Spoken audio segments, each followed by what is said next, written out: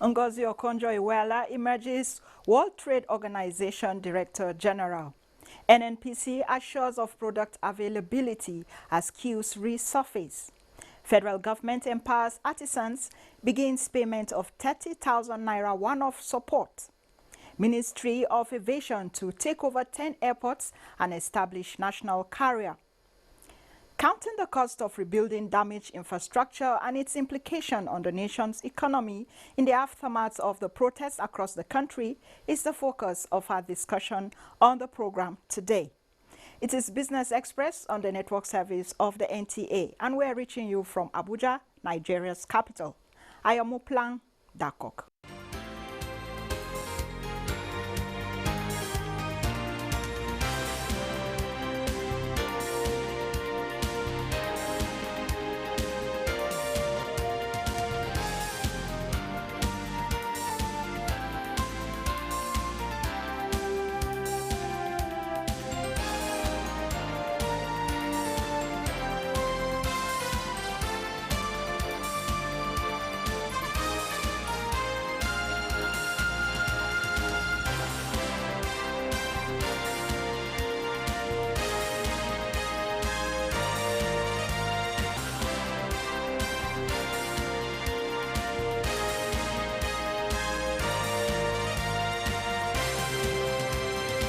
Glad to have you tuned to Business Express.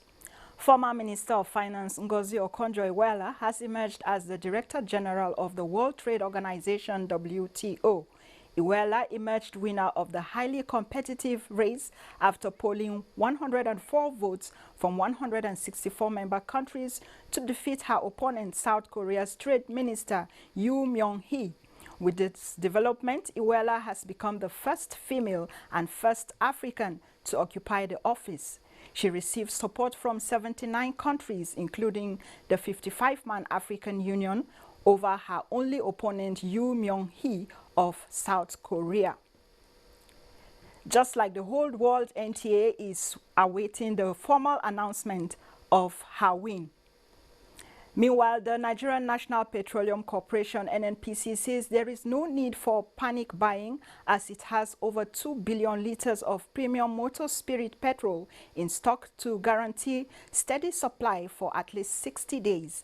A statement by the corporation spokesperson, Dr. Kenny Obateru, says the disruptions and curtailment of free flow of vehicular movement occasioned by the NSAS protest, as well as the curfew and vandalism, particularly in Lagos, affected petroleum product supply.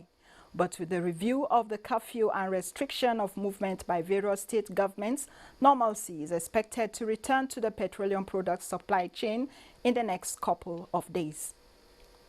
Meanwhile, we have an update on the fuel situation in the FCT, packaged by Kunle Adeyeye. The nationwide protests calling for the disbandment of the Special Anti-Robbery Squad almost put the nation's economy on hold. With the tension being doused, fear scarcity returns. Motorists are becoming frustrated with the latest developments. All they want is solution. It's so terrible. I've been here since 7 a.m. and I think it's almost 11, if I'm not mistaken. And I'm just entering the filling station. I didn't even know. I woke up this morning to see this one. We didn't even know that something of this nature is going on. When I came here and I had to buy, queue full everywhere. You can see there is so many distant pump here, but it's only 2 distant are operating. I spent like 4 hours now on this queue coming up. We will be very grateful if the fuel will be available. We are just suffering because there are some business people that they use fuel in their business, and if there's no fuel, your business will be shut down. Does the current situation have any connection with the protests? One is the issue of loading from Lagos. Because of this crisis, most of the truck owner or even the depot are not working. So for almost 2 to 3 days, 4 days, there's no loading in Lagos. So that's what caused these issues. But according to information I got yesterday, they have started loading yesterday in Lagos. So probably in the next 2-3 days, everything will go out. The issue of this queue will go, by the grace of God. One issue which has always been synonymous with fuel scarcity is selling the products in containers. This, many believe, is not environmentally friendly.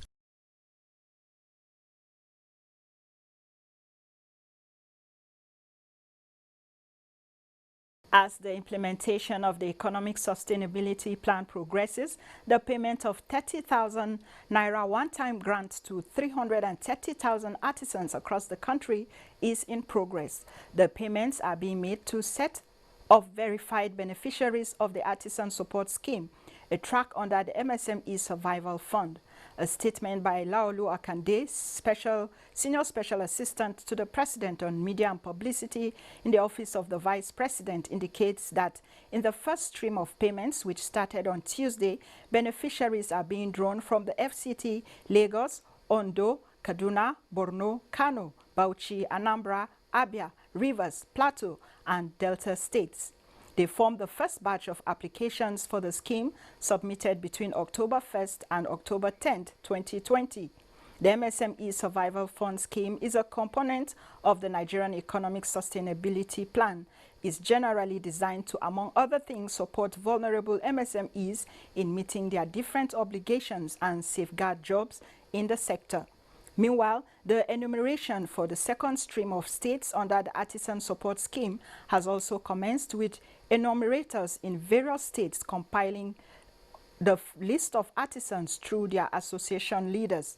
All artisans are expected to liaise with their association leaders to document their details.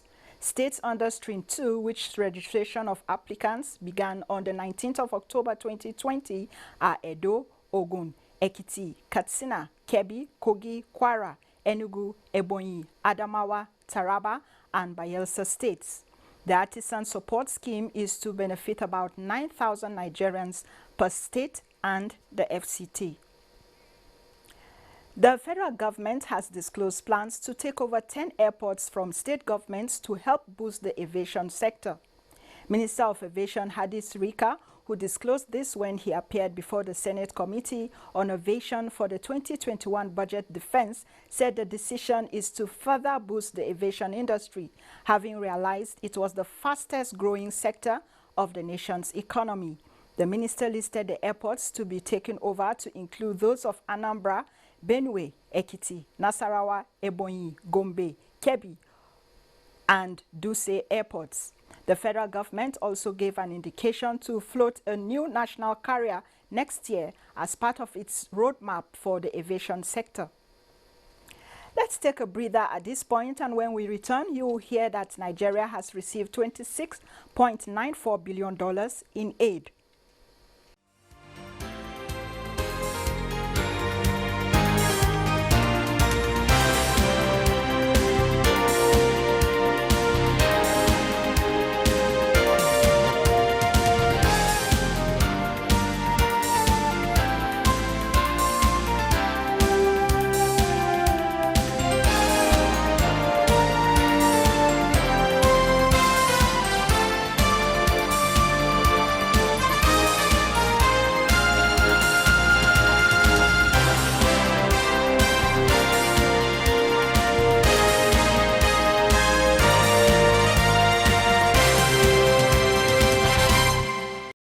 Thanks for staying tuned to Business Express.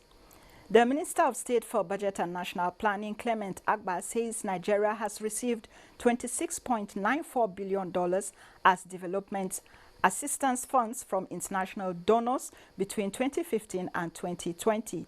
Agba made this known on Tuesday in Abuja while briefing House of Representatives Committee on Civil Society and Development Partners on donor funds receipts, transfers and disbursements to government agencies, civil society and non-governmental organizations in Nigeria. The minister said these donations come from European Development Fund EDF and the United Nations Development Systems UNDS. He explained that some of the funds also came from China through the bilateral agreements between the government of Nigeria and the People's Republic of China signed in 1972. Agba said some funds came from Japan activities in Nigeria via the Japan International Cooperation Agency and Korean International Cooperation Agency.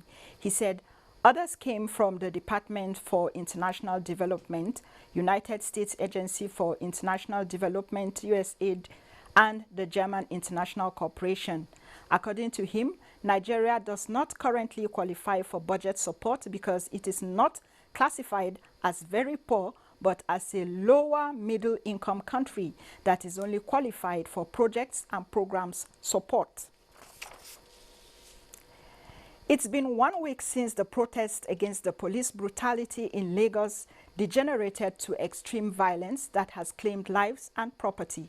With the havoc already done, the urgency of rebuilding Lagos now stares the public and the private sector in their faces. Michael Olaleye examines the requirements for rebuilding Nigeria's commercial nerve center. You are protesting against SARS brutality. Now you go ahead to destroy public infrastructure.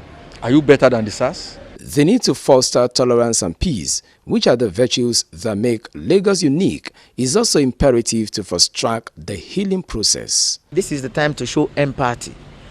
I know Lagos State set up a judicial panel of inquiry and set up about 200 million for compensation, but they shouldn't delay. No matter how huge the task of rebuilding Lagos is, respondents believe this is achievable with public-private collaboration while challenging the National Orientation Agency (NOA) to do more in sensitizing the people on seeing government property as theirs to stop the loss of valuables to violence.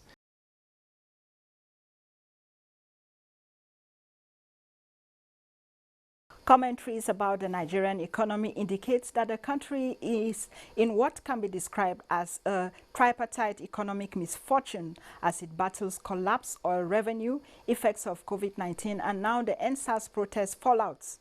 Whether this is completely true or not, the conversation continues on Business Express today with Professor Uche Uwaleke, who is President, Capital Market Academics of Nigeria. Glad to have you on Business Express today, Prof. Thank you for inviting me, Moplan. All right. So it is a season of budget defense in Nigeria right now, and this is happening, you know, with recovery from dwindling oil prices, COVID-19, and now the aftermath of the NSAS protest. We have a proposed budget right now. What happens of the proposed budget? Yeah, thank you. With this sad development, I foresee a situation where the size of the budget, you know, will be affected. So I see further expansion in the budget size, which will of course exert a more negative influence on the deficit, the fiscal deficit. So I see fiscal deficit further widening. As you know, the 2021 budget proposal makes a provision for over 5 trillion naira budget deficits. Government intends to borrow over 4 trillion to finance that deficit. So with what has happened, there is no doubt that that deficit will widen. Because if you recall, the Speaker of the House, Honorable Bajamila, you know, had said he wasn't going to sign off on the appropriation bill until those things have, you know, have been accommodated. Okay, now talking about the provision to improve, for example, the remuneration of police officers, and also the one for education. Okay, so these things are meant to increase the size of the budget, particularly with respect to you know, money that is required to even replace you know, what has been destroyed, because a lot of destruction, you know, has taken place. Talking about the destruction, I was going to say that it is said that about 1 trillion naira is needed to, you know, fix the issue in Lagos alone. Lagos alone, yes. Yes, before we even talk about other parts of the country. Yes. In your own estimates, do you think that 1 trillion will be enough for Lagos, and how much more do we need for the country? Yeah, some estimates actually talk about 3 trillion just for Lagos. Okay, and 1 trillion is maybe what is immediately required as even replacement money, replacement cost.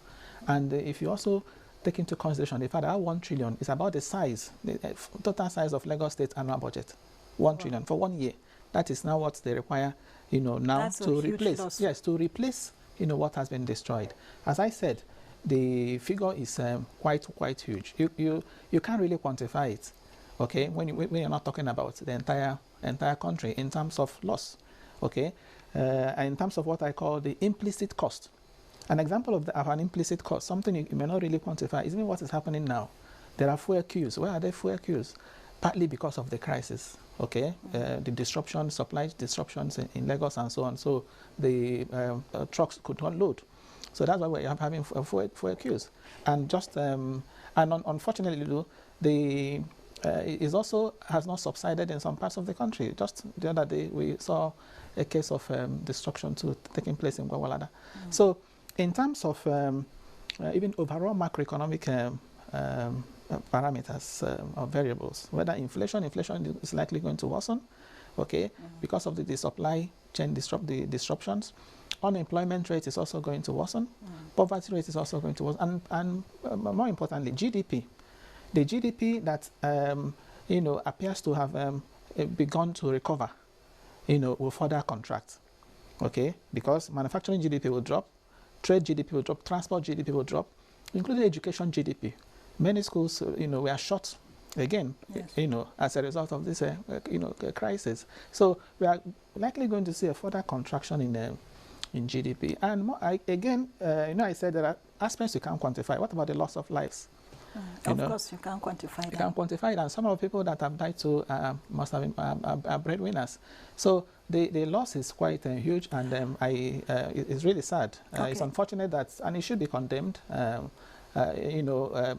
peaceful protest, being hijacked by street boys and then resorting to destruction. So it's going to affect the economy negatively. Let's talk about the capital market. Is the capital market insulated from the happenings in the country? Because we've seen 3 straight days of gains on the market. Yes, that's what it seems. People ask me, what is happening? Is it that the capital market is disconnected from the real economy? The truth of the matter is that the crisis actually affected the market. Okay. That shooting of Tuesday happened in the night. On Wednesday, the market dropped by 0.05%. The market actually fell. Okay. It's just that happily it was contained. Okay, and as I said, as long as you don't have significant disruption in business activities, you may not see that really reflected in the stock market. Okay, so but for that crisis, the situation we have now would have even been better. Okay, so there was an impact, but the impact has not been that significant. As I said, it's short-lived.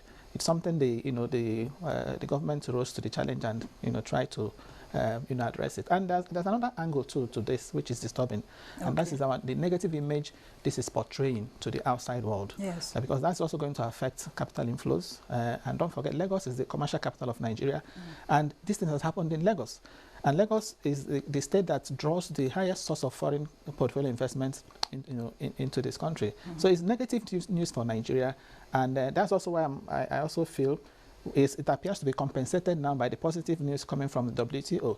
So some positives too can come from Nigeria. If Okonjo Iweala is emerging the WTO. So you think that will balance investor confidence? Yes, I think it's quite positive. Yes, quite positive for Nigeria, and for Nigeria's role in the African Free Continental Trade Area. Nigeria will now be further positioned, to play a leading role in AFTA.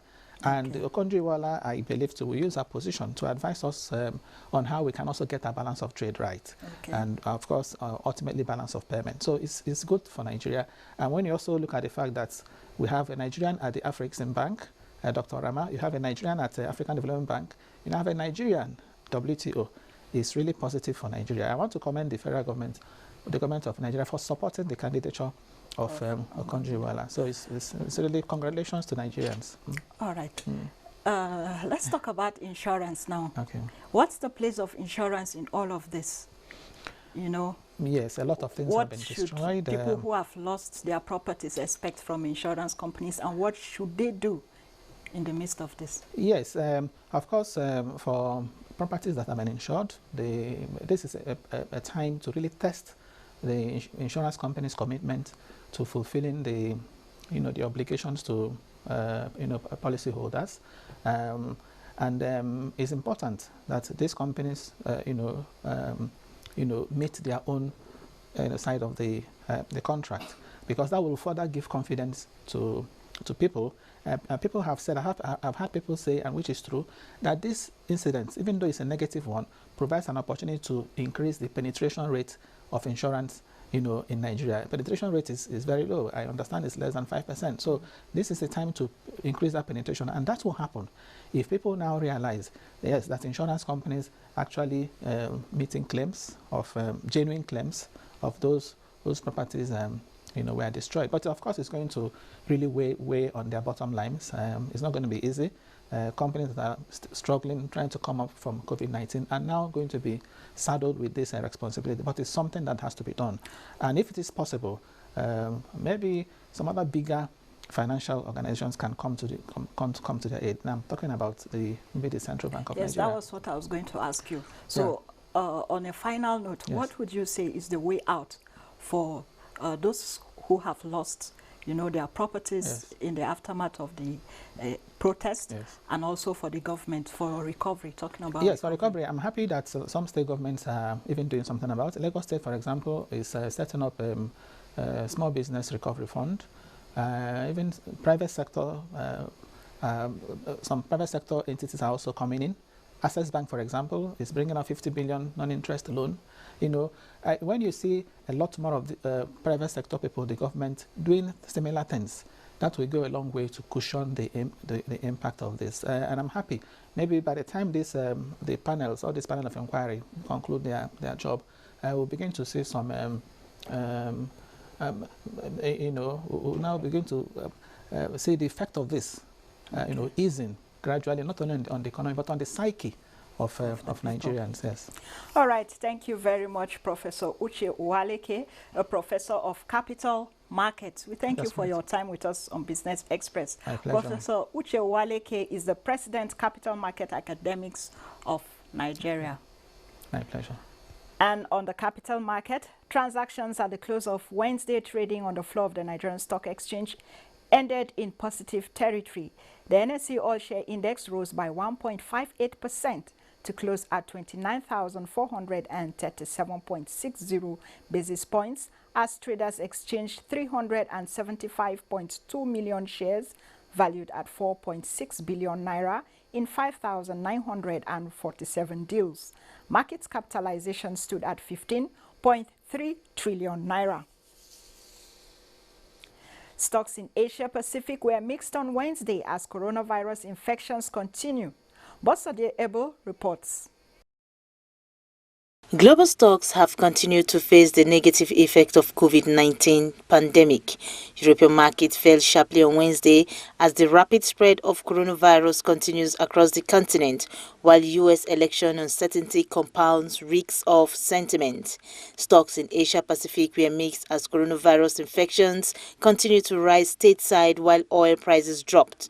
Shanghai Composite up 0.46% to 3,269.24. Hang Seng Index dipped 0.32% as of its final hour of trading, while Nikkei shed 0.29% to close at 23,418.51. U.S. stock futures fell sharply early Wednesday as investors feared an increase in coronavirus infection could halt the recovery economy. Dow Jones Industrial Average futures fell 0.8%. The loss pointed to a drop of more than 222 points at the open. S&P 500 futures lost 0.3% and Nasdaq 100 futures fell 0.64%.